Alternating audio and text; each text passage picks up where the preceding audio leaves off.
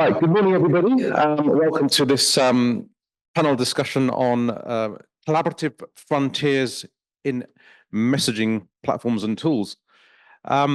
So we've got some really great panelists here across the whole industry. So we've got someone who's an actual, from the operator side of things. We've got an analyst similar to myself, more consultant, but we've got industry-wide sort of global expertise there. And then we've got Danny, who I've known for many years, who's an expert in everything, but specifically, he's a sort of regulatory and sort of a telecoms lawyer, and he'll explain. So what I wanted to do is just warm everything up by kind of just making a simple statement, which is that, I don't think we realize just how many messages we receive and how much it impacts our lives. There's something like 10,000 adverts that we get seen every day. I think there was stat was on TV the other day. Every single day. If at this conference, I try to add up how many messages I received, and it was in the region of 300 to 400 just in one day, and that was while I'm not in the office. So, although it's sort of some people say it's messaging, it's we're so used to it that it can be perceived to be quite dull, but actually, if we do it right, it can have a massive impact. So, with that in mind, I mean, I just wanted to make the point that it is ingrained in all our lives, whether we like it or not. So the purpose of this discussion is to talk about, how we can collaborate across the industry.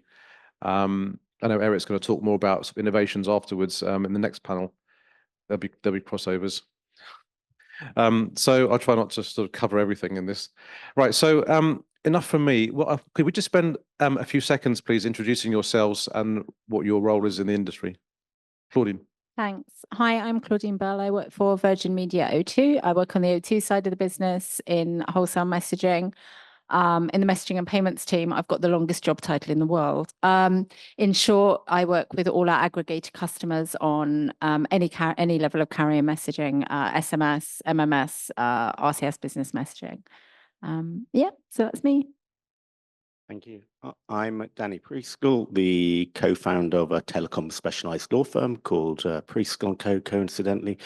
And yeah, we're sort of experienced, as Aaron said, in telecoms, commercial contract and regulatory work across the globe, and clearly looking at, sadly, the GDPR compliance elements. We've got the EU AI Act coming to force, and also, as I say, it's really important the contractual elements of the contract, especially in relation to fraud prevention, and increasingly doing a lot of IoT related legal work, which is sort of a tangential side of the messaging angles. So very, very pleased to be on this panel. Thank you, Aaron.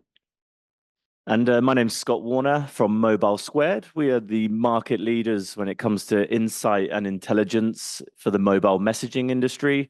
We spent the last 15 years working with basically everyone you could think of when it comes to aggregators, mobile operators, and enterprises, specifically focused around mobile messaging. My personal background is I spent the last decade or so in various different roles across the industry. Our goal is to support all of the different players to build a really sustainable and really successful ecosystem when it comes to messaging. Brilliant. Okay, so as you can see, we've got some great expertise here. So let's get straight into it, right? So if anyone's ever been to any of my panels, you know how it works. Please interact, think of questions, and if you feel you want to ask in the middle, please just ask. Raise your hand and we'll accommodate. This is, let's make it as interactive and fun as possible. Let's start the conversation by a kind of broad question, really, which is about what are the main drivers? Yeah, what are the main drivers that are fueling the growing demand in the messaging industry, and specifically thinking about platforms and enterprise and consumer.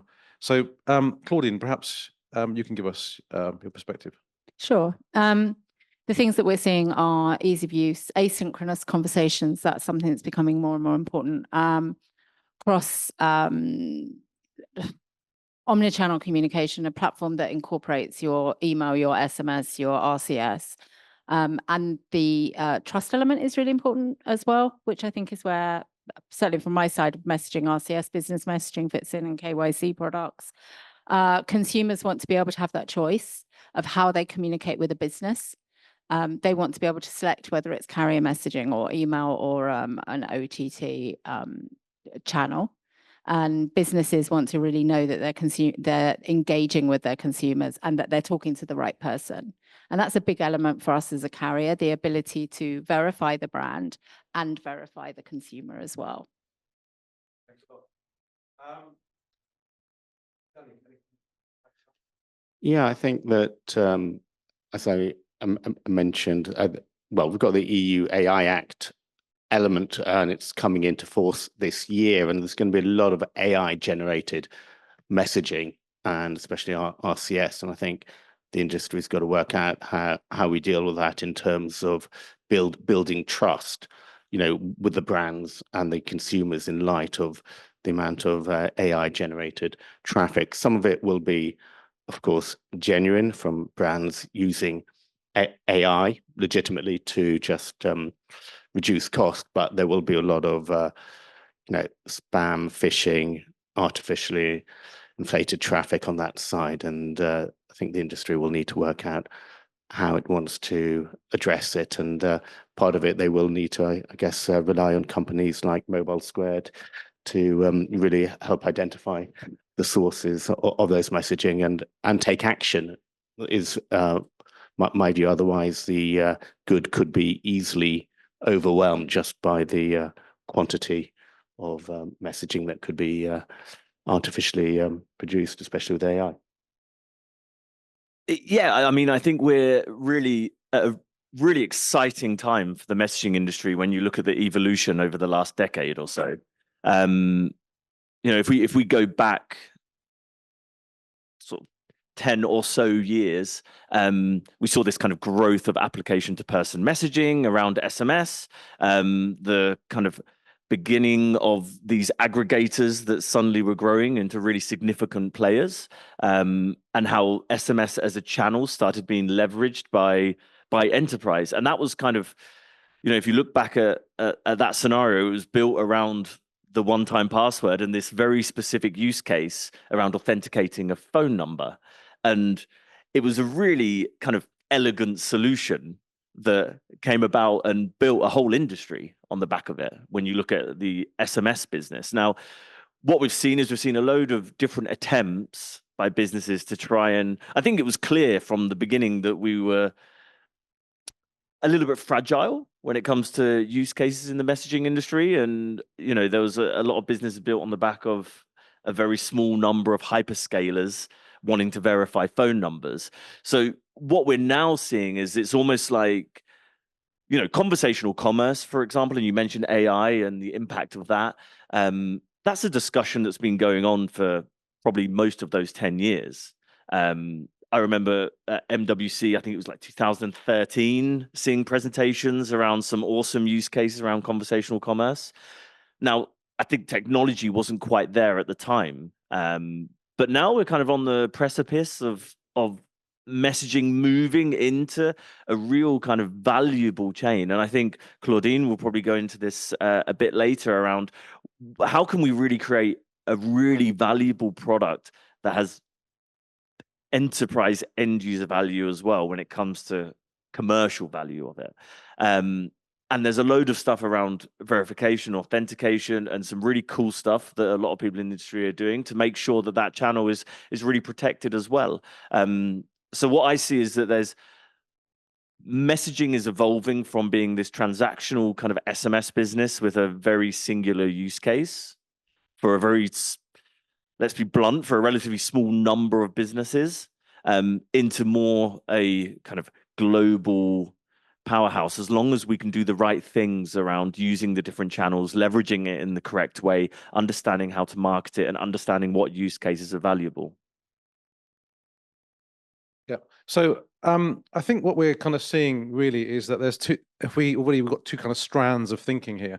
One is that there's the commercial opportunity, and there's several trends I think that are kind of, for example, the mashing up of different types of messaging. So, RCS, SMS, obviously, with OTT, and then we're going to get satellite in there now, and voice to text, all of this. And so the point there is that, and when we can come on to this, is platforms seem to be the ones that are, if you've got a good platform and you're using a platform in the right way, that aggregate all this clever stuff, I think we're on to a winner. So that's the first thing. And the second thing, which I'm sure Danny will speak more about later on, we've got some space for that, is the trust side of things and the issues that we're seeing there.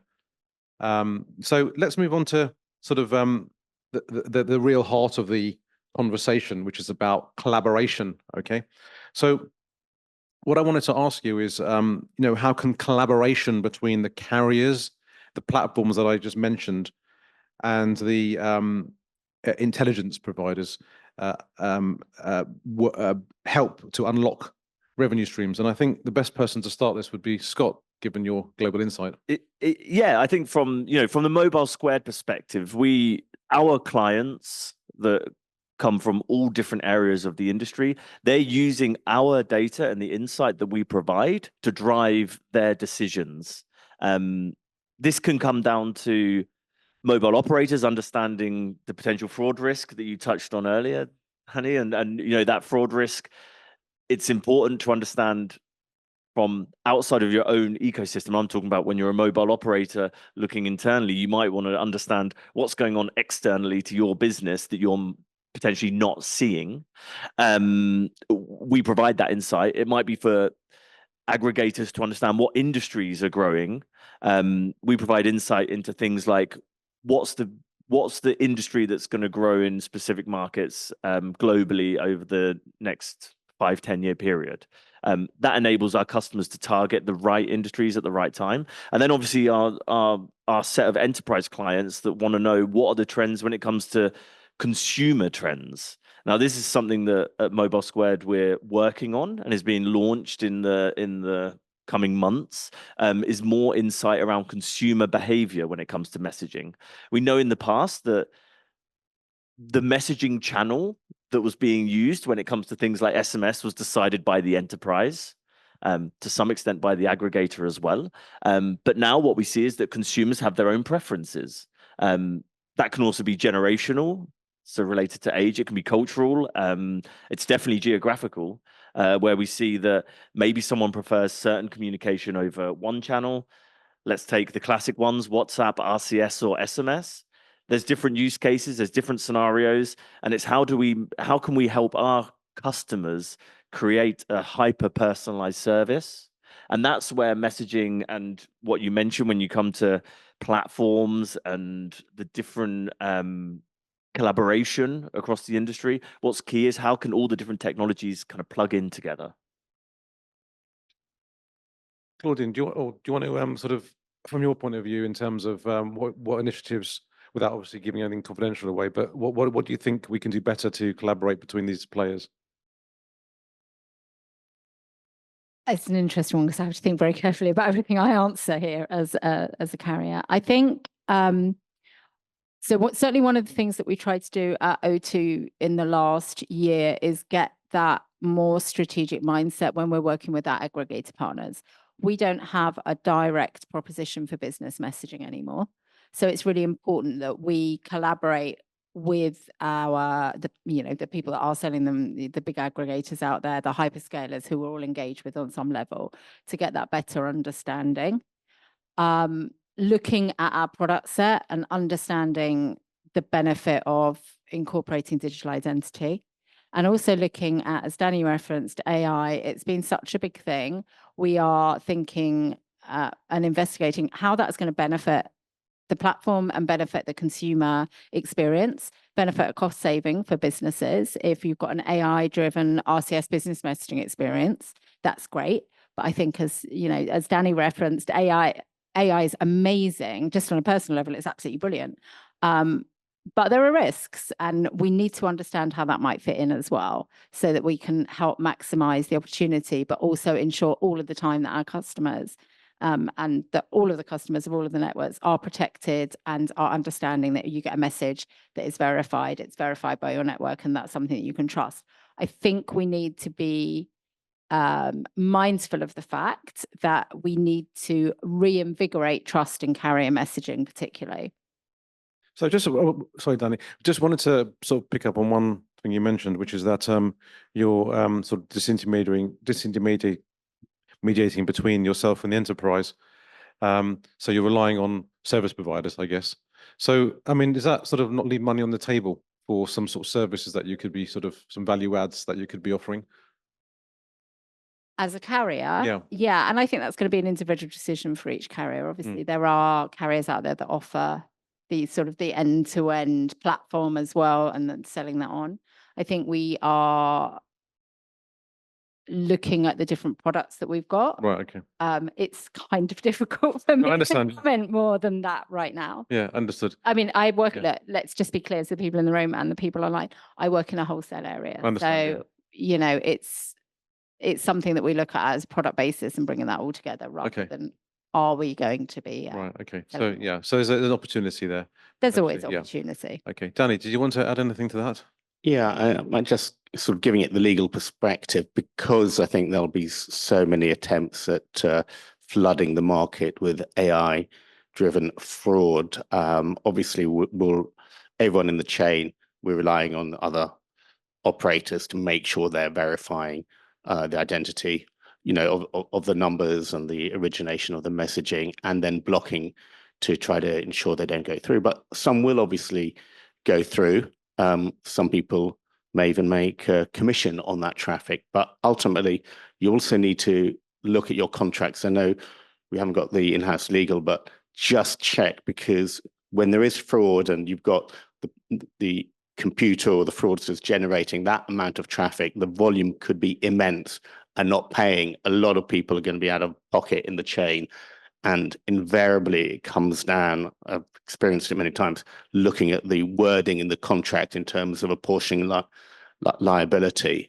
And one thing that can be really painful for you know, a reseller caught in the middle is when they are getting the invoice from, say, the M&O, I'm looking at you, and that M&O is invoicing them profit element on that fraudulent traffic catch, which they ought to have blocked. So that can be really painful. But you do need to look also at the contractual wording. When you enter into agreement, you've got to assess the fraud, because there's going to be so many attempts to, you know, really, I think, flood the market with AI-driven fraudulent SMS and RCS messages. And I think we just need to be open as an industry, so then we can take advantage of the immense benefits that AI and RCS will bring to us. So that's just my lawyer's take on it. No, it's fine.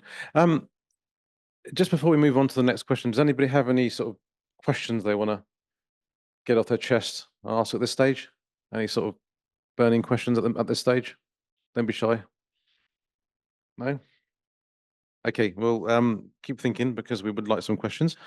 Okay, so changing tack a little bit in terms of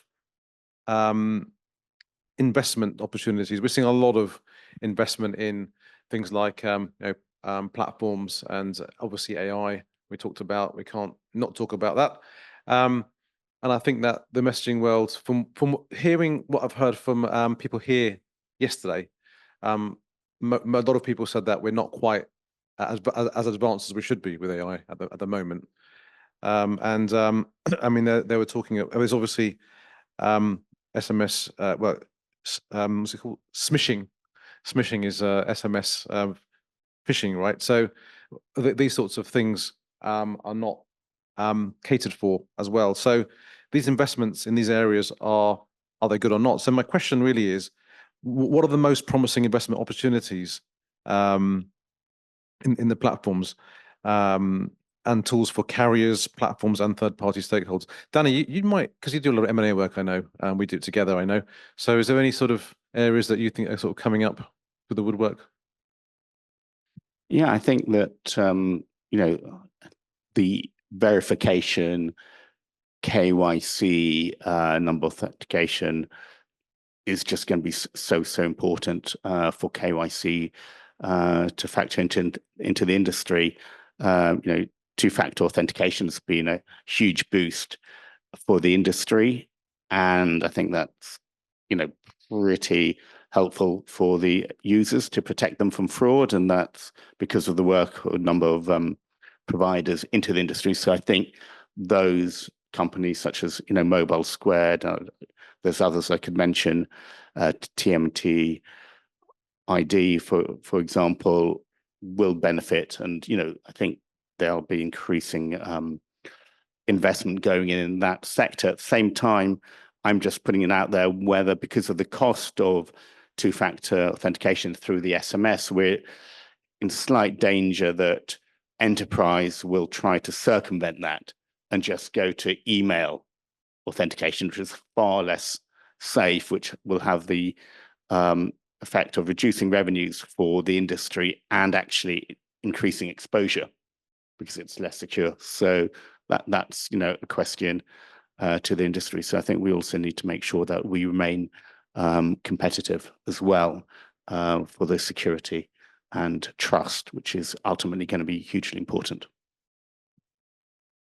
Anything for you? Yeah, I think so. A trend that we're observing at the moment is that there's been this real movement away from messaging being seen as a connectivity business. And I think we're looking now really at enablement. How can we, the connectivity piece was always a focus for a long time, where you used to come into these events and everyone would be talking about, we've got 100 direct connections. But if you look at most of the businesses, and I know like most of the guys in this room, we're focused on how do we enable that connectivity now? So not just do I have an interconnect with a mobile operator, it's how do I help my customer to use that?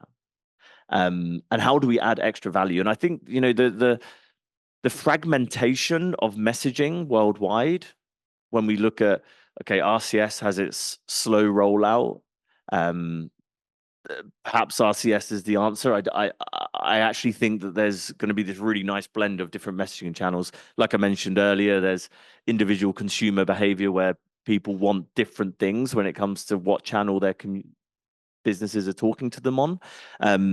And the real game changers and what I see is really innovation and the opportunity in the industry is not the connectivity level, it's the level above, which is enabling enterprises to use that connectivity. I think what we've also seen is mobile operators position themselves a little bit differently when they're looking at, monetizing their assets. And so I think the real step now is how do we enable businesses to use those assets more effectively. Thank you. Claudine, do you have anything to add about that in terms of investments that you think the industry could be making or are making? I think that with regards to so we're sitting here and we're talking about RCS, just be really clear from my point of view, RCS business messaging actually is something that we've made a big investment in. We do believe that, I believe that more operators should. And when it comes to business messaging, there's a key reason for that. It's because every service is verified by each individual network operator. And that's a really important thing to address a lot of the concerns that have been raised on this panel and a lot of the challenges that we see in the industry around, you said yourself, smishing. RCS business messaging will go a long way to helping hopefully eradicate that, because if it is a business message, it will be verified and people will get a logo.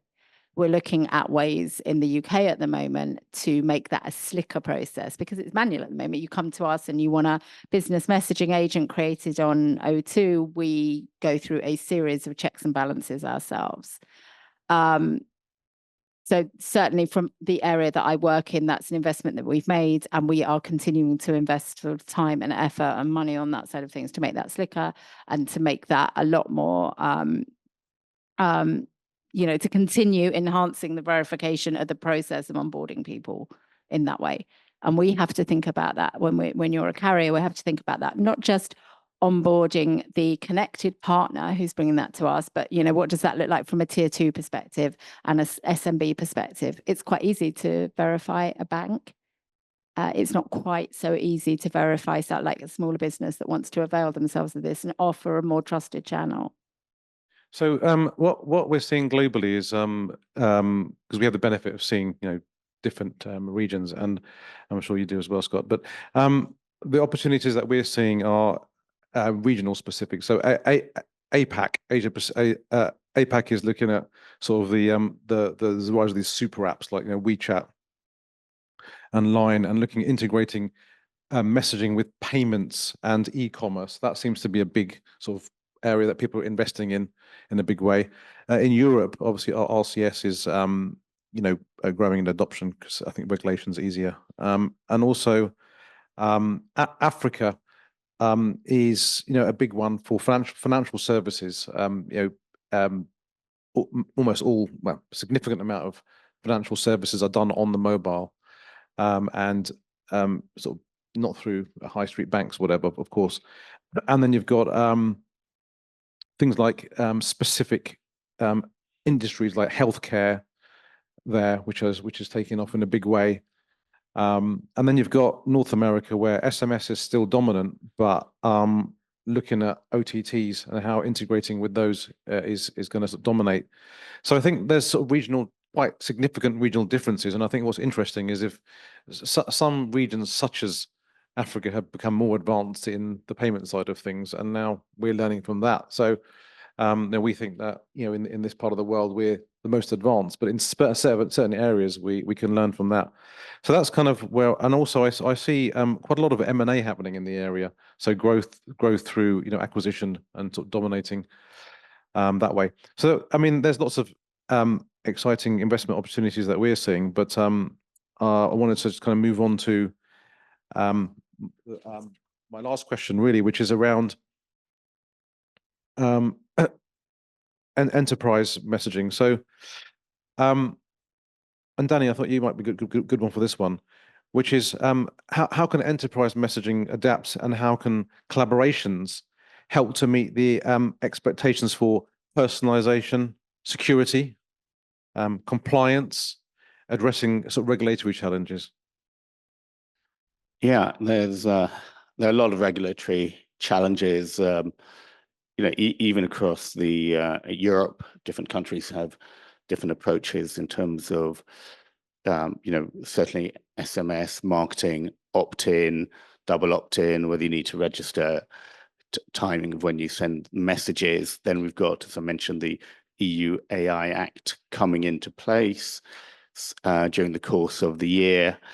I do think the industry as a whole needs to engage, bizarre enough, with the data privacy regulators, and maybe certainly in the European Commission level, to effectively allow the use of our sort of anti-fraud using IMSI locations and other locate telecoms data, which is regarded as personal data under the GDPR, but to prevent fraud and to effectively enhance KYC. So that's something the industry needs to do. We're looking, the MNOs are best placed to do that, because otherwise we could be in a position that some of these KYC solutions will actually fall foul of data privacy laws. So got to work out on that. I think that's for the industry to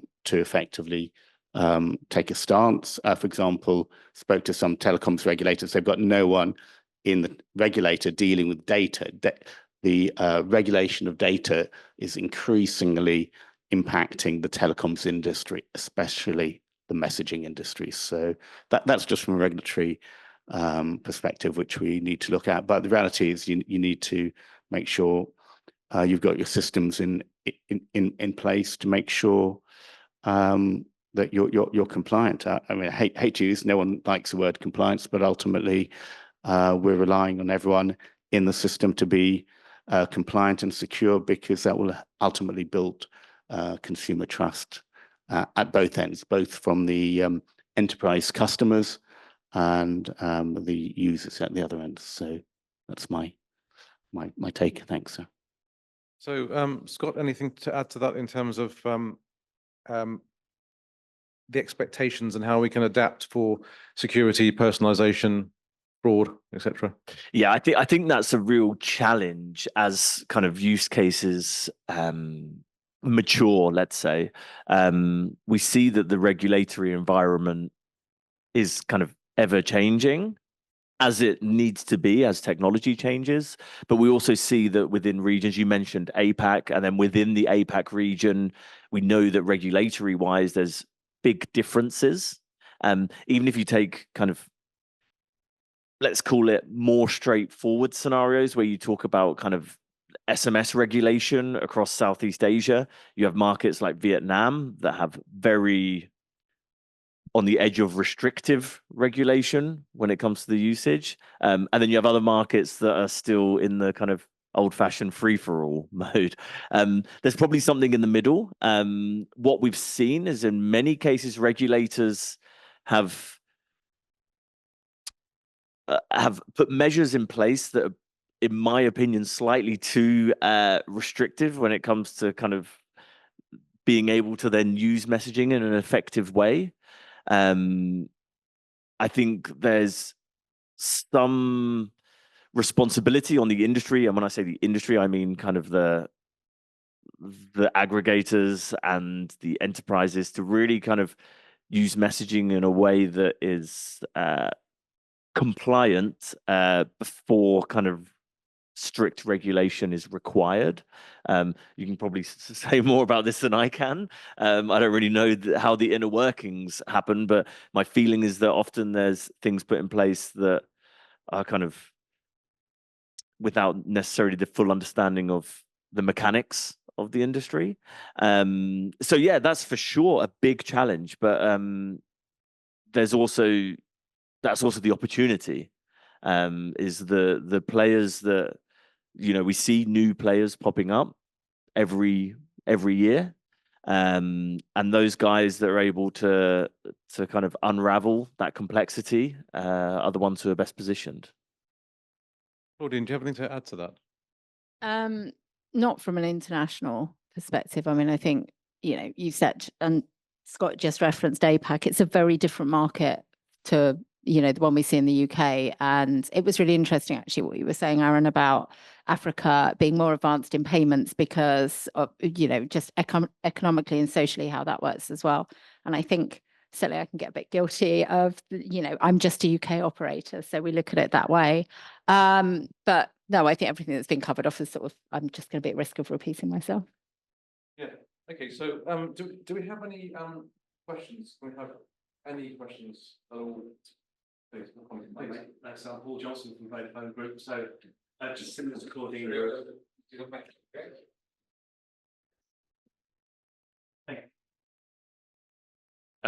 Yeah, so Paul Johnson from Vodafone Group. So we're a global mobile operator group, and we tend to Claudine's point, we operate across a number of different markets around the world. The UK, I would argue, is probably our most buoyant market in terms of utilization growth. And if we look at the rest of the world where we operate, we don't see that level of volume to an extent. I think in the UK, because it's competitively priced, the range of use cases across the board, from your doctor to your dentist to your hyperscalers, because of the pricing level, I think, and the affordability, it's quite a buoyant market for us. We look at across the rest of our footprint, we see different dynamics, and to a certain extent, we're governed by the behaviour of operators in country. So determining, you know, their price point. If it's hyperscalers will look at and enterprises will look at the market as a whole. Is it competitively priced? Is it worth entering that market with A2P use cases? I guess my question really is around maybe for Danny and for Scott, the question around what are the enterprises or hyperscalers looking for? Is it commercial assurance, long-term commercial assurance, or perhaps is it the security element? Defending, blocking, tackling AIT and fraudulent traffic. Yeah, I mean, just to go to kind of your first point, obviously I've been based in Germany for the last decade, and I know some of your colleagues very well. And of course, the German market functions very differently to the UK market. One of the reasons is that Germany was kind of infamously the really expensive market for SMS termination. If you go back sort of 10, 15 years, that kind of 5 to 6 cents point, that meant that Germany, to some extent, SMS marketing was never really such a big thing. When you compare it to the UK market, where, I mean, you can tell me it was sort of around 1p at some point, probably at the same time, right? So it was literally 5 or 6 times cheaper. But that meant that, like you said, the UK being a well-priced market was always more interesting when it came to use cases. Germany, the cost of SMS meant that now what I see from RCS, and sorry to talk about the German market specifically, but when you look at the German market for RCS, I think it's a great comparison. It's relatively slow because those use cases, there's not like a migration from SMS to RCS because that SMS kind of marketing use case never existed in the first place. So that is stuff that's, and what that also means is culturally, people don't expect to receive marketing over a text message. And that's also a cultural indicator that, you know, in certain markets, it's just very different. So yeah, and what that means is from the enterprise perspective, they're just not used to it. They don't know what the metrics are. They don't know what the expectation are. I think if you talk to an enterprise in the UK, they know what they have an expectation of what the return of investment of an SMS campaign is, whereas in Germany, that's just never really been the case because it's been prohibitively expensive. So I think it really is cultural. Is basically, and that goes, you know, Europe, we all know, is culturally very different depending on the country. So yeah.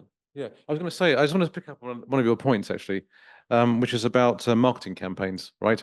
So there's a couple of trends that were not mentioned. I wanted just to round things off by adding them in, which fits perfectly with your point. So there's this sort of as people's attention spans get shorter and shorter and shorter and shorter, you know, scrolling and whatnot, right? So short video, which I think might change, because if you're marketing to a base, say on Instagram or whatever it is, you're marketing to someone on that particular platform. But if somebody wants to do a generic campaign across, say, a mobile base, and we're seeing a lot of loyalty programs which are very poor, but they're coming through, and being able to SMS to anybody on a network, which could be on any social media platform, SMS seems to be or messaging is a very clever way. But the other thing that's coming through the woodwork, which is going to be very scary, is a sentiment analysis, right? So there's work being done on, and my daughter's actually doing a master's in this topic right now, so she keeps telling me about this. Dad, you know, you see what we're coding now is basically looking at when people are messaging, where is their behavior going? Yeah, have they got more adrenaline in their system, whatever it is? And what they're doing is they're saying, for example, is it a threat? So at a government level, they're looking at these things to, you know, how can you look at trends in messaging to see if there's going to be an attack or a trend for group thinking? And the government has just sort of stopped that, you know, idea about what extremism is. On the news this morning, I was listening. So that's a big, massive topic. And then you've got, you know, sentiment in terms of your marketing, right? So if you combine the sentiment analysis with AI in terms of this person likes this sort of thing on a Sunday, let me market to them on this, then, you know, it basically, the opportunities and the monetization opportunities suddenly grow pretty massive. The other one area that I think we didn't talk about either was satellite, and the combination of satellite and cellular for very specific, so hybrid networks for very specific cases, healthcare, security, and those sorts of things. So yeah, that kind of just rounds things up a bit. Do you have any more last questions before we sort of wrap things up? Or Eric takes the stand? Please, yep. Matthew from ISP Wholesale Networks. So we operate fairly globally. And I heard you saying that you know, the payment systems in Africa are more advanced than here. For example, I was in China last week. Phenomenal. You know, using WeChat for everything. Yep. I live in Malaysia, where we have Touch and Go, which integrates with Alipay, and we also have Grab, which is their super app. Is there any reason why we, as sort of people in the West, you know, Western Europe, US, Canada, and so on, wouldn't copy that model? I have an answer, unless you want to. Okay. Well, I mean, if no one wants to, So I think my hypothesis, right, but I may be wrong, is again the whole point of this conversation is a collaboration. I don't think we integrate very well as a region in terms of partnering with the adjacent companies to say, right, so WeChat is everything in one place, right? And so if you look at just loyalty programs, for example, they just, earn some points and you can get a coffee at the end of the week, something very simple. But the integration with social media and messaging for, integrated with, it's so easy with APIs now, right? It just doesn't exist. And I think that's because people don't want to collaborate with, they're very isolated. And that's my view. And I say that because we have a lot of clients who we do strategy for and they say, don't really want to go and talk to them. Would the suggestion therefore be that sort of, Western Europe and other so-called developed countries are falling behind in that respect? I totally think what you're saying is a brilliant question. I think that's the reason. Yeah. Yeah, and maybe by the way, that the experience in China with WeChat is brilliant. I think I loved it. It really is impressive how that works. And I think yeah, like you said, in other markets, there's other super apps. This is purely kind of feeling and anecdotal stuff, but I just have a feeling that in Europe we have a little bit more sensitivity when it comes to what happens to our data, and that comes down to oh, how weird is it that Instagram know what to advertise to me? How many times have you had that conversation in the pub where someone goes, wow, they must be listening to what I'm saying? That's not necessarily talked about in a really cool way. It's talked about in isn't that weird? Yeah, scary. And I think that's yeah, exactly. Big brother. So my wife will be like, God, it's really scary. They must be listening to what I'm saying. I'm like, yeah, well, and I actually think that's one of the reasons, because I think we're really kind of culturally, there's differences in kind of the sensitivities around it as well. Okay, I think we're kind of running out of time, I think. So I just wanted to sort of finish with one word or one quick phrase from each of you, put you on the spot. In terms of, if there's one thing, take your time because you can go last if you're worried. If there's one thing that you would do, your advice to the industry to change to make it better. One quick thing. For me, it's focus on enablement. Enablement, okay. Danny? For me, it would be to educate and convince the data privacy regulators coming from the European Commission level to really allow the industry to implement the right SMS anti-fraud and know your customer to help us emphasize and improve consumer confidence down the line. Thank you. Claudine, last word. I don't know what to say after Danny said that. That was such a great answer. It would be to focus on the verified services that the carriers offer, so particularly RCS business messaging. Perfect. Okay. Well, thank you very much for a fantastic discussion. Better than I expected. It's really good. Thank you all for listening and your questions. Thank you.